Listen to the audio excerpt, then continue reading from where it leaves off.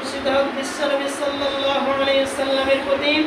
যে নবী সাল্লাল্লাহু আলাইহি ওয়াসাল্লামের বাণী হচ্ছে, তিনি উল্লেখ করেছেন বছরে দুটি ঈদ হবে, ঈদ আদায় করতে হবে খোলা ময়দানের মধ্যে, খোলা মাঠের মধ্যে ঈদের সালাত হবে, যে সালাতের মধ্যে তৃপ্তি হবে, মানুষের মনটা প্রফুল্ল হয়ে যাবে, মানুষ আনন্দিত হবে।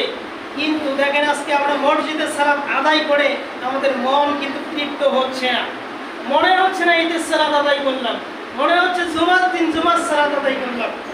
রাসূল সাল্লাল্লাহু আলাইহি ওয়াসাল্লামের হাদিস যে সত্য, বাণী যে চিরন্তন সত্য, এখান থেকে আমরা প্রমাণ পেয়ে যাই ঈদের সালাত আদায় করতে হবে খোলা ময়দানের মধ্যে, এবং সেখান থেকে সালাতের মাধ্যমে আমাদের মনের মধ্যে শান্তি চলে আসবে, প্রফুল্লতা অর্জন হবে। এখানে সালাত আদায় করে ওই আনন্দ, ওই প্রফুল্ল চিত্র আমাদের মধ্যে হচ্ছে না। সম্মানিত উপস্থিতি, খুতবার আলোচনা সংক্ষিপ্ত।